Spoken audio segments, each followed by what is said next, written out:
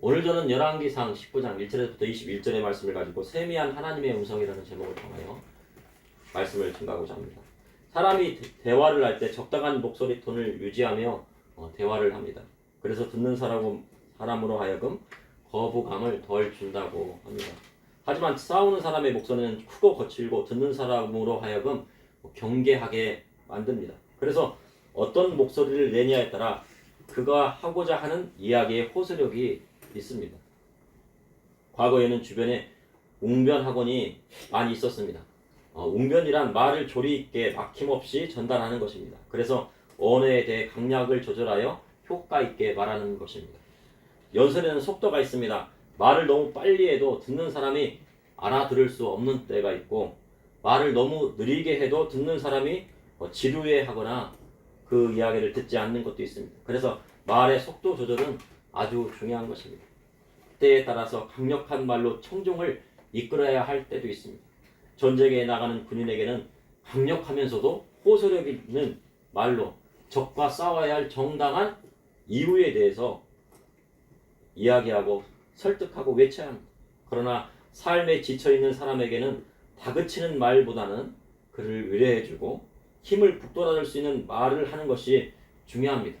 그러니 때에 맞는 말은 아로새긴 은쟁반의 금사와 같다고 잠언의 말씀이 나와 있는 것입니다.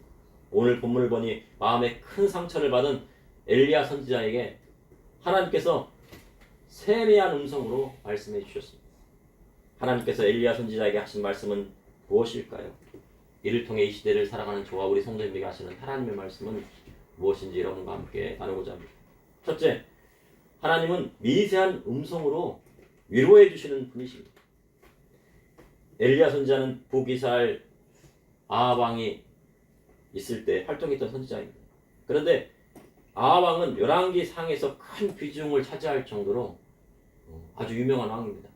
그런데 그가 선한 것으로 유명한 게 아니고 너무나도 악하기 때문에 열왕기 상의 거의 반을 차지한다고 해도 과언입니다. 그럴 정도로 악한 왕이었습니다. 그래서 그 악한 왕의 표본을 보여주기 위해서 많은 장을 활용해서 열왕기상을 썼습니다. 그는 시도당 바알의 딸 이세벨과 결혼했는데 그로 인해 우상 숭배가 북이스라엘 가운데 가득 찼습니다. 아합 왕은 두로와 시돈 사이에 무역을 하며 중상주의 정책으로 나라의 경제를 살렸습니다. 그래서 남유다보다 북이스라엘이 훨씬 잘 살았습니다. 그러니까 남유다는 좀 가난하게 살았고요. 없습니다. 경제가 안 돌아가요. 그런데 북이스라엘은 경제가 아주 잘 들어가요. 시돈과 거기에 무역을 했거든요. 그러니 남유다의 선한 왕이었던 여호사밧이 아합과 무엇을 맺었습니까? 사돈지간을 맺었습니다. 자기 아들과 아합의 딸 아달랴를 시집 보내서 사돈지간이 되었습니다. 그러나 그로 인해 이스라엘은 큰 어려움에 봉착하게 됩니다. 그리고 남유다의 왕자의 씨가 마를 정도로 큰 사건들이 일어납니다. 시돈의 바알의 제사장의 딸과 결혼했으니 이세벨이 얼마나 우상 숭배에 빠져 있었던 사람이겠습니까? 그러니 시돈 왕인데 시돈 왕이면서도 옛 바알의 대제사장이에요. 왕이면서도 제사장이면서도 그 사람의 딸이 바로 이세벨입니다. 그러니까 얼마나 어렸을 때부터 우상 숭배에 빠져 있는 사람입니까? 그런데 이세벨은 남편인 아합에게까지 우상 숭배를 빠지도록 했습니다. 그래서 바알과 아세라 선지자 850명을 국가직에 봉하면서 공무원으로 월급 주고 그리고 국가적으로 우상 숭배하게 만들었습니다.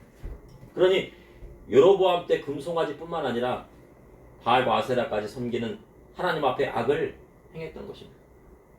그런데 그것도 모자라 하나님의 선지자들을 모조리 죽였습니다. 다 죽였는데 이세벨이 찾아다니면서 여호와의 선지자를 다 죽였는데 그러다가 오바다라는 사람이 여호와의 선지자 100명을요 50명씩 나누어서 어디다 숨겼습니까? 굴 속에다 숨기고 떡과 물로 먹여 살릴 정도였습니다. 그러니 이세벨은 북이스라엘 가운데 국가적인 우상 숭배 시스템을 만들어 놓은 것입니다. 현대 사회도 마찬가지입니다. 국가적인 이념이나 시스템이 잘못되면 나라 전체가 우상 숭배를 하는 법을 만들 수 있는 것입니다. 아니면 하나님의 말씀과 다른 법을 집행하거나 만들 수도 있는 것입니다. 전 세계에서 기독교인을 가장 많이 핍박하고 죽이는 나라가 바로 멀지 않은 곳에 있습니다. 바로 북한이라고 합니다. 북한은 공산주의를 넘어서 김일성 3대 세습과 그 체제를 가지고 우상 숭배하는 나라입니다. 그러니 북한은요, 나라라기보다는요, 종교적인 집단이라고 봐도 됩니다. 세계 여러 나라의 공산주의 체제를 보아도요, 자식에게 3대째 물려주는 곳은 찾기 어렵습니다. 그리고 그 동상에 절을 하라고 하는 나라는요, 찾아보기가 어려워요. 그러나 북한은 3대 세습을 넘어 4대 세습을 준비하고 있다고 합니다. 그리고 기독교인을 핍박할 뿐만 아니라 정치범 수용소에 넣게 되는데 그 정치범 수용소에 한번 들어가면 나온 사람이 없대요. 그래서 그 수용소가 어떤 곳인가를 알지를 못한다고 합니다. 근데 그곳에 20만 명 정도의 정치범 수용소들이 들어갔는데 그곳에는 기독교인도 있고 김정일이나 김일성에게 반하는 사람들도 거기에 들어가 있다고 합니다. 그러니 나라의 체제나 이념이 얼마나 중요한지 모릅니다.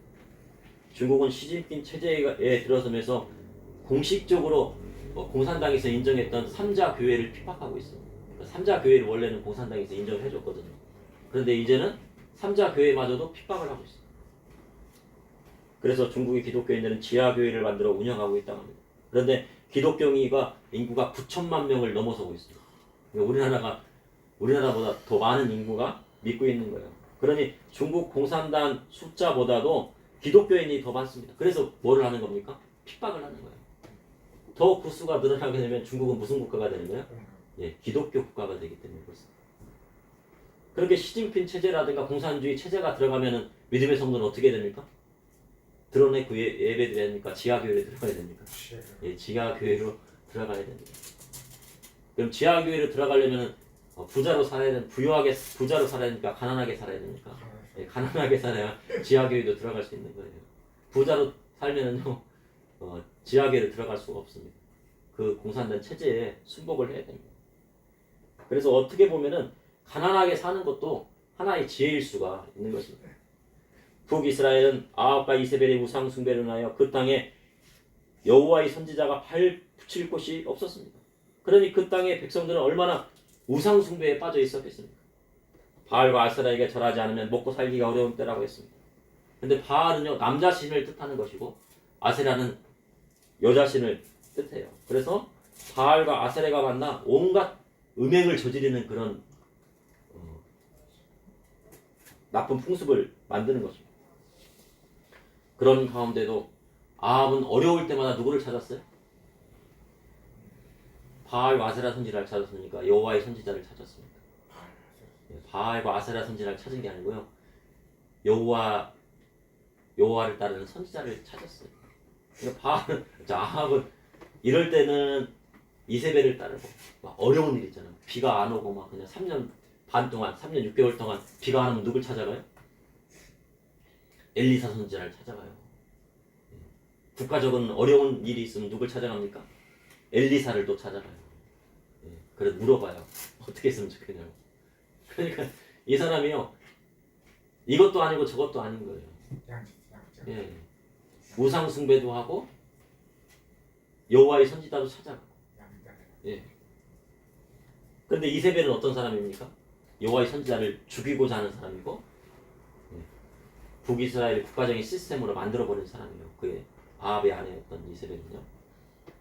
엘리야는 갈멜산에서 바알과 아세라 선지자 850명과 싸움을 벌입니다.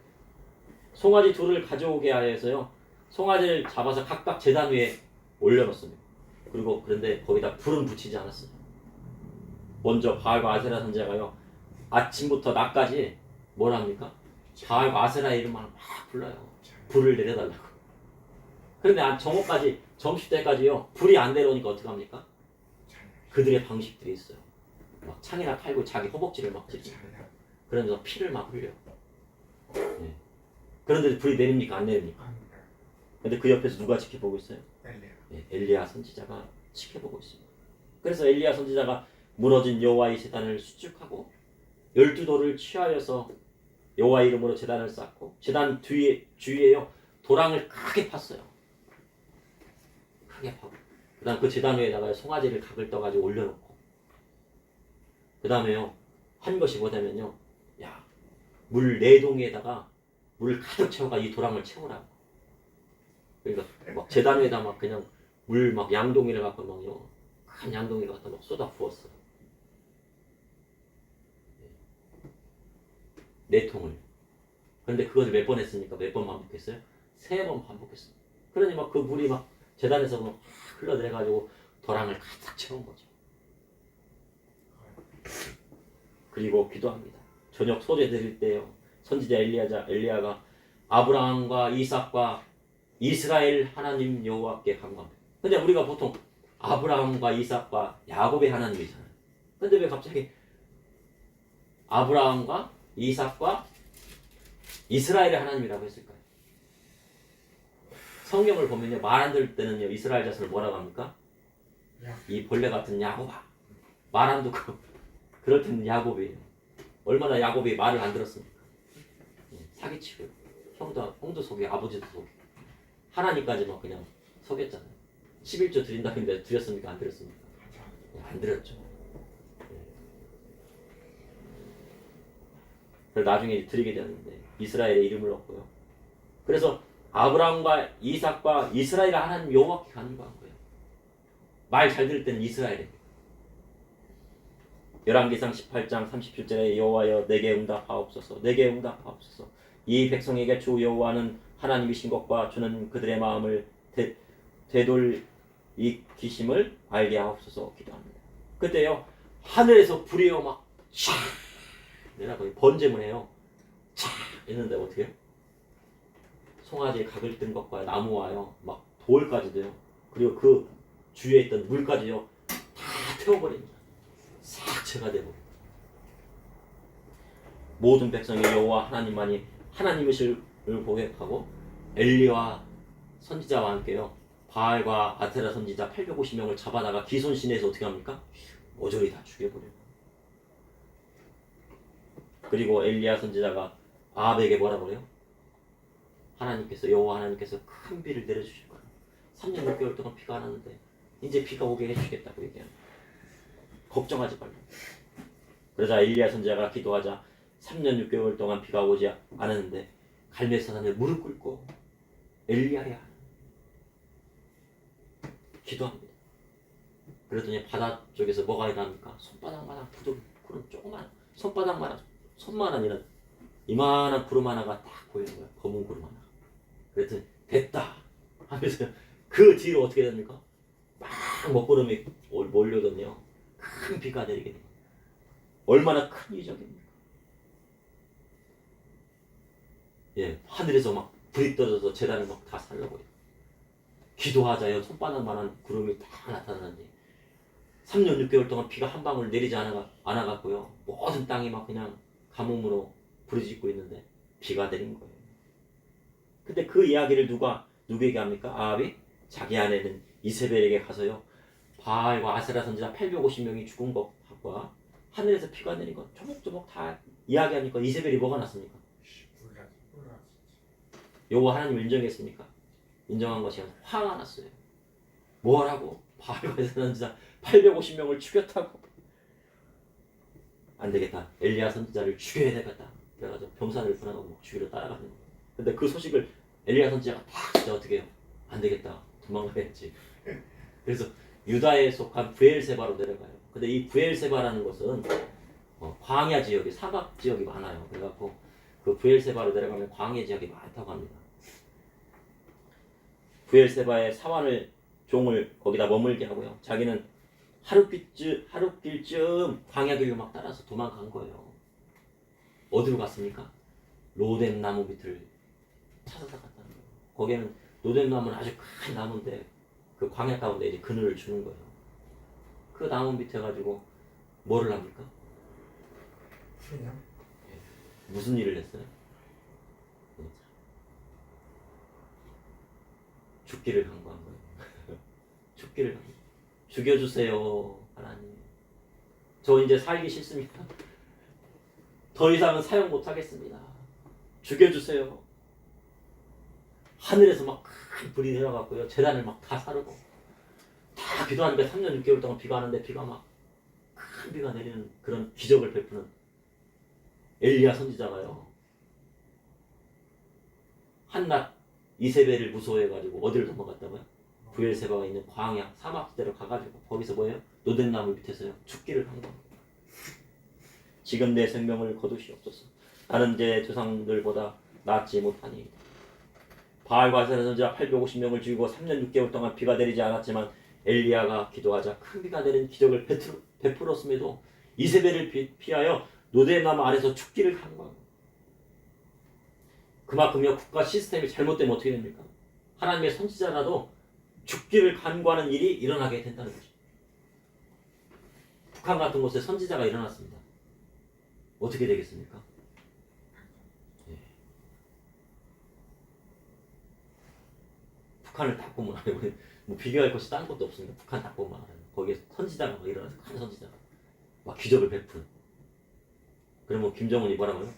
가서 잡아서 죽이라. 그러면 이제 어떻게 됩니까? 그러면 그럴 때는 어떻게 해야 돼요? 그럴 때는 어떻게 됩니까? 도망가야죠. 예, 엘리야 선지자처럼 도망가야 돼요. 예, 죽으면 안 되고 도망가야 돼요. 만약에 우리나라가 그런 시스템이 들어온다면 어떻게 됩니까? 어떻게 해야 돼요? 도망가야 돼요. 여권 있으면 여권 가지고 도망가요. 베트남은요 북베트남과 남베트남이 있었습니다. 북베트남은 공산주의 체제고 남베트남은 자유민주주의였어요. 근데 그 남베트남은 미국의 그런 지원을 받았죠. 그런데 어떻게 됐습니까? 미군이 철수했어요. 철수. 그랬더니 미 정부에 이렇게 협조했던 사람은 어떻게 합니까? 보트피플이라고 해가지고요. 거기를 다 타고 이제 배 한 척에 딱 해가 거기다가 하얀 백기를 딱 드는 거예요. 거기다가 백기를 딱 쓰고. 그럼 그 백기는 무슨 뜻이냐고 그럽니다. 항복하는 겁니까? 아무것도 없다는 뜻이에요. 자유도 없고 나라도 없고 민족도 없다는. 국가 시스템이 이 북이스라엘의 시스템과 같게 되면 어떻게 돼야 돼요?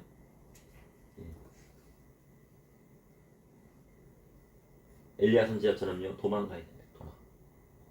아니면은 중국처럼 지하교회에서 들어가야 되는 거예요. 그러니 나라의 시스템과 법 시스템이 얼마나 중요한지 모릅니다. 우리나라는 아직 멀었어요. 그런데 엘리야 선지자가 로덴 나무 아래서 누워 자는데요. 천사가 그를 어루만졌어요. 엘리야야, 엘리야. 그리고 그에게 일어나 먹으라. 일어나 딱 보니까 머리맡에 뭐가 있습니까? 숯불에 구운 떡과 물 한 병이 있어요. 그것을 먹고 다시 누웠습니다. 얼마나 낙심했으면. 낙심하면 어떻게 해요? 잠자는 수밖에 없어요. 예. 그랬더니 또 여호와의 천사가 또 다시 어루만집니다. 일어나 먹으라. 내가 갈 길을 다 가지 못할까 한다고 합니다. 어디를 가려고 했던 거예요? 엘리야 선지자가 가야 되는 곳은 어디입니까? 호렙산을 가야 됩니다. 근데 그래서 이렇게 천사가 준 떡과 물을 먹고서는요 힘을 내갖고요 40주 40야를 갔다는 거예요. 먹으면서 갔을까요? 금식하며 갔을까요? 예? 천사가 준 거 먹고 갔을 거 아닙니까? 가는 동안은 먹었겠습니까? 못 먹겠습니까? 안 먹었을 것 같아요. 40일 동안 밤낮 없이 가서요 호렙산에 이른 것입니다. 이 호렙산은 신의 산으로 모세가 하나님의 율법은 받은 산이라고 하는 거예요. 그래서 호렙산이라고도 하고 신의 산이라고도 하고 그런 주의 사역자에게도 힘든 일이 있을 때가 있어요. 모든 것을 다 포기하고 싶을 때가 있어요. 그때 하나님 앞에 나아가면요 그를 위로해 주시고 세미한 음성으로 그를 어루만져주는 주님의 그 손길이 있다는 거죠. 둘째, 하나님은 세미한 소리로 그분의 큰 일을 가르쳐 줍니다. 엘리야가 40일 밤낮으로 주님이 걸어서 간 곳이 바로 어디입니까? 호렙산이에요.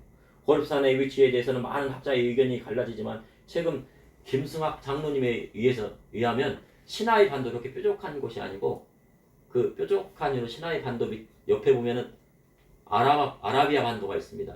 그럼 그쪽에 이제 맨 밑에는 예멘이 있고 그 위에는 사우디아라비아가 있는데 그 사우디아라비아 그 근처에 시내산으로 추정되는 곳이 발견이 되었어요. 그 시내산 꼭대기 딱 올라오면 막 그냥 까맣게 타 있더라고요. 지난번에 어린이 영상을 봤습니까? 산꼭대기에 막 까맣게 타 있는 산 봤죠? 예, 그 산이 바로 신해산으로 추정되는 거예요. 그 신해산 추정되는 그 까만 산에 올라가면 거기에 뭐가 있어요? 동굴로 파여진 곳이 있더라고요. 저도 봤습니다. 그 영상 가보진 않았는데, 근데 그곳이요 정말 험하다고 그래요. 두세 시간은 막 걸어서 좋게 가야지 그 까만 산이 나온대요. 근데 그곳에 굴이 있다는 거예요. 엘리야가 그 굴에 들어가 머무니 여호와의 말씀이 그에게 합니다. 엘리야야, 내가 어찌하여 여기 있느냐? 그랬더니 그가 대답합니다.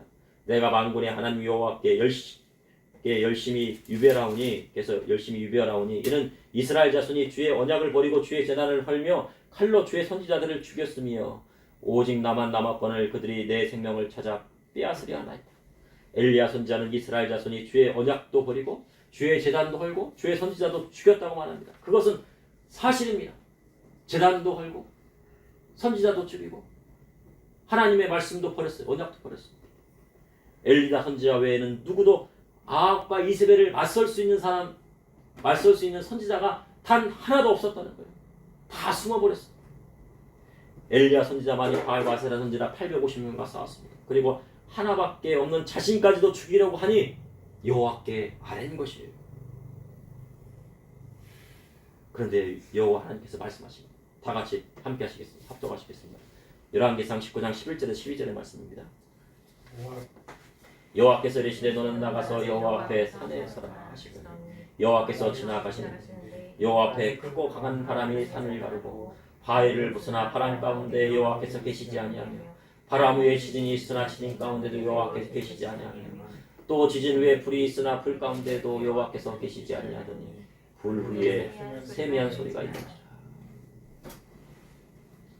엘리야가요 그 불 앞에 딱 서 있는데 여호와 하나님께서 딱 지나가. 근데 바람이 얼마나 세게 부는지, 바람이 세차게 부는데 뭐가 부서졌다고요? 바위가 막 그냥 부서질 정도로 세찬 바람이요. 바위가 날아다닐 정도로 세차게 불었겠죠. 깨져요. 근데 그 바람이 있으면 왜 뭐가 나타납니까? 지진이 막 그냥 땅이 막 갈라지고 막 땅이 솟고 막 그런 거예요. 그 지진 후에 또 뭐가 일어나요? 불이 막 그냥 불이 막 나오잖아요. 제 생각으로는 용암인 것 같아요. 막 용암이 막 들끓고 막 난리가 난 거예요. 근데 그 가운데 여호와께 계셨다고요? 못 계셨다고요? 안 계시더라 이거예요. 우리는 그런 자연현상이라는 야 하나님의 기적이라고 얘기할 것 같잖아요. 근데 그거 아무것도 아니라는 얘기예요. 그것보다 중요한 것은 뭐라고요? 세미한 음성. 세미한 음성. 세미한 소리. 세미한 음성은 무엇을 뜻하는 것입니까? 하나님의 음성이고 하나님의 말씀이에요. 하나님께서 천지를 창조하실 때 뭘로 말씀하셨습니까? 말씀으로 창조하신 거예요. 말씀으로 해서 이 세상에 천지가 창조되고 모든 것이 만들어졌는데 바람 부는 거, 돌 날아다니고 부딪혀서 깨지는 거, 지진이 일어나는 거, 용암 솟는 거, 그것보다 더 중요한 것은 무엇이라고요? 하나님의 말씀이 중요하다는 거죠.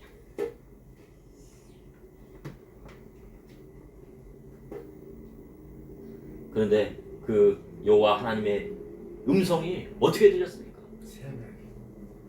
엘리야야 이렇게 들린 게 아니에요. 엘리야야 이렇게 들린 거예요. 엘리야야 이렇게 아니고요. 엘리야야 윤규야 민규야 이렇게 한 거예요. 세면 들릴까 말까 귀를 막 쫑긋 세우고 들어야지 들리는 음성이에요.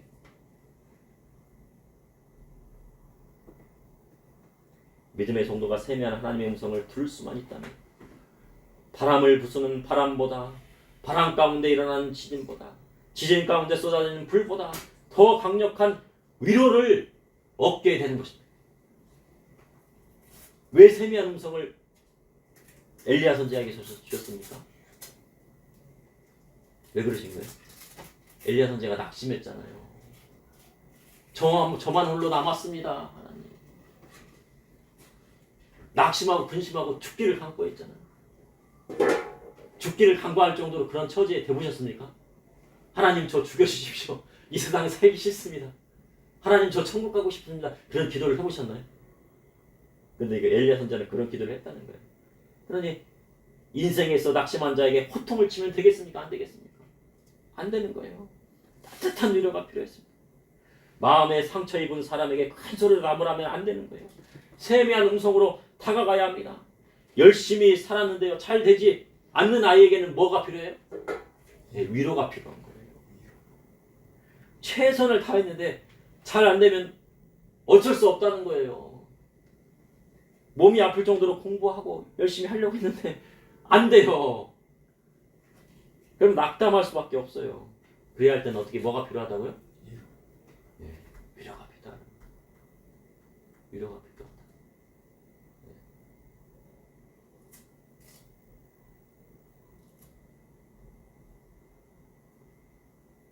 그래야 할 때 새 힘이 생기고요. 그가 어떤 사명을 맡고 가야 하는지를 하나님께서 구체적으로 말씀해 주시는 거예요. 그 세미한 음성을 들으면 하나님 저 어쩔 수 없는 인생입니다. 그런데 하나님께서 뭐라고 하는 거예요? 그를 위로해 주시고 너는 이렇게 살아야 할 사명이 있다. 내가 너를 사용한 사역자로 쓸 것이다. 이렇게 얘기를 하시는 거예요. 엘리야 선지자에게는요, 그에게도 어찌할 수 없는 일이 있었어요. 그도 할 수 없는 일이었습니다. 그러니 누가 해야 됩니까? 엘리야 선지자도 못하니까 이제 누가 해야 돼요? 바로 이제부터는 여호와 하나님께서 하셔야 한다는 거예요. 믿음의 성도는 그 바통 터치를요, 제대로 하는 사람이어야 돼요. 내가 해도 안 되고 안 된다 그러면 어떻게 해야 돼요? 축제 사다 매달리면 어떻게 해요? 진짜 죽어요. 네. 안 되는 일망요. 축제 사다 매달리면 어떻게 됩니까? 머리 깨져요. 죽습니다. 안 되는 거예요. 그러면 그때는 어떻게 바통을 누구한테 넘겨줘야 돼요? 하나님께 넘겨줘야 돼요. 그거를 잘하는 사람이 누구랍니까? 성도가 되는 대로 바통 터치를. 셋째, 하나님의 세미한 음성은 세상을 움직이는 예언의 말씀입니다. 여호와께서 세미한 음성을 통해 엘리야 선지자에게 앞으로 해야 할 일을 말씀하셨습니다. 먼저 광야로 가서 광야 길로 이렇게 직접 북이랄 쪽으로 해갖고요, 요단강 서쪽으로 가라는 게 아니고 광야 길로 돌아가지고 다메섹으로 가서 누구한테 기름을 부라고요? 하사엘에게 기름을 붓고, 또 하나는 뭡니까? 두 번째는 님시의 아들 에후에게 기름을 붓는 것이고, 세 번째는 누굽니까? 사밧의 아들 엘리사에게 기름을 부어 엘리야를 대신하여 선지자로 세우는 이 세 가지 일을 엘리야 선지자에게 맡겨주신 거예요. 열왕기상 19장 17절에 18절에 하사의 칼을 피하는 자를 에후가 죽일 것이요 에후의 칼을 피하는 자를 엘리사가 죽이리라. 그러나 내가 이스라엘 가운데 7,000명을 남기니 다 바알에게 무릎 꿇지 아니하고 다 바알에게 입 맞추지 아니하는 자니라. 여호와 하나님의 계획은 하사엘의 칼을 피하는 자를 누가 죽인다고요? 에후가 죽이고, 에후의 칼을 피하는 자를 누가 죽인다고요? 엘리사가 죽이겠다고 하신 거예요. 하나님의 심판은 무서운 겁니다. 교회를 무너뜨리는 많은 세력들이 있어요. 이 세상 가운데. 하나님을 믿는 성도는 범죄자를 지지할 수가 없어요. 범죄자 지지하면 됩니까? 안 됩니까? 지지할 수 없는 거예요. 그러나 세상 사람들은 범죄라도 정치인으로 세우겠다고 합니다. 범죄자를 정치인으로 세워서 법을 만들게 하면 어떻게 됩니까? 세상 법이. 좋은 법이 나오겠습니까? 악한 법이 나오겠습니까? 그런데 세상은 그러한 사람이 많다는 겁니다. 그래야 할 때는 어떻게 됩니까? 어쩔 수 없는 것입니다. 하나님께서 나서시길 기도하는 수밖에 없는 거예요. 믿음의 성도가 할 수 있는 일도 한계가 있는 거예요. 그런데 그러한 때는 하나님이 하시면 그 심판은 어떤 겁니까? 무섭게 오는 겁니다. 무섭게 오는 거예요. 경제를 살려달라고요? 경제가 박살나는 일이 생기게 됩니다.